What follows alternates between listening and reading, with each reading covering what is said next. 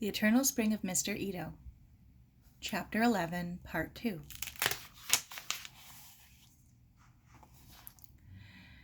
She ran across Marine Drive. Ernie, wait for me. He didn't return. Ernie! He stumbled on, away from her, his head swinging strangely from side to side. Something was wrong. Ernie, wait! She'd sprinted along in the sand. Ernie, it's me, Sara! He stopped then and turned. Even from a distance, she could see his face, white under the shock of dark hair. He stood still, unmoving, his thin shoulders drooping. She stopped in front of him. What is it, Ernie? She whispered. What's the matter? He shook his head, wordless, his eyes huge and black. Ernie, tell me. She touched his arm timidly. What's happened? He reminded her of an injured bird she'd once seen in the garden, its bright eyes fixed, its beak slightly open, only its heart beating, so wildly you could see the feathers move. Come on, Ernie, we're mates, remember? You can tell me. He shook his head again, but this time a low groan forced itself from his throat, and he sank to his knees in the sand. Sara sank with him, hanging on to his cold hand with her own. It's something awful, Ernie, isn't it? What can I do? She whispered. Tell me what to do. The words struggled out. You can't do nothing. It's me, Mum. Your mum?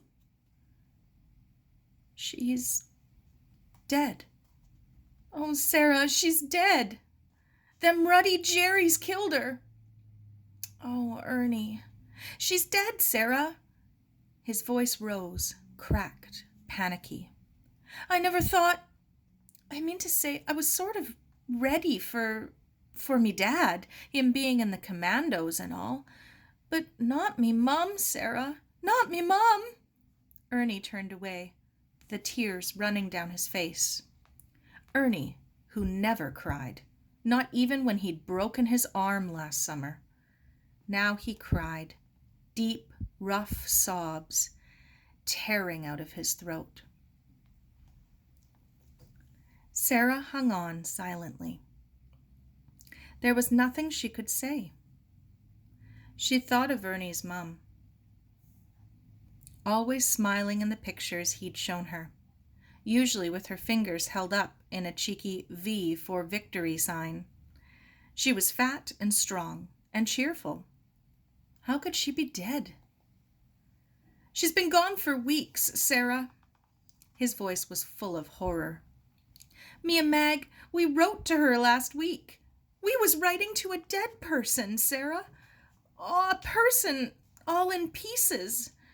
He gasped and his voice shook. There was an air raid. She'd have been in the shelter under the stairs. I can just see her sitting there with the battler in her lap. She and that cat had been through a lot of air raids together.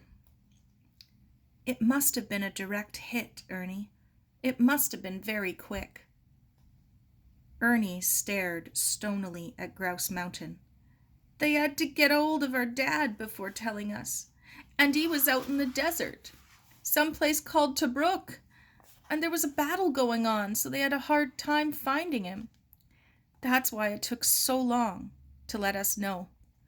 All this while, me and Mag, we've been thinking about her and talking about her. His voice was bitter. Them Jerrys made proper fools out of us. Sara clung to his hand. Little shivers were running through him, one after another, like the waves curling onto the beach.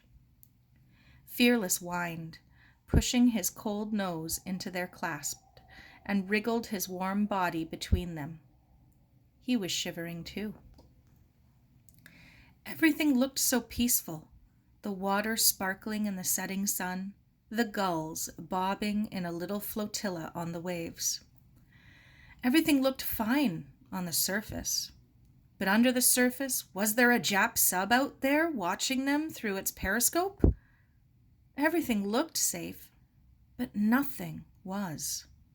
Not really. David had thought himself safe on his parade ground, and Ernie's mum in her shelter under the stairs. Mr. Ito should have been safe after being so brave in the Great War. Maggie and Ernie were supposed to be safe here in Canada. But the war had reached out its bony hand and hurt them all. And what about Mary, bitter and silent, and Mrs. Ito with her hair down her back? What about Mr. Lloyd with those sad hands? All over the world there were people weeping because of the war. Russian mothers and Italian wives and Japanese children. Other thoughts hovered at the edge of her mind, and she pushed them back. But they insisted, filling her head with pictures of her mother driving her ambulance through fire and pain and blood. And her father dodging the shell bursts blossoming in the night sky, his plane so tiny, the sky so big. She buried her head against her knees, trying to think of nothing, and she and Ernie sat on in the gathering darkness while the ocean caressed the beach, saying, "Shh, shh," like her mother's voice so long ago.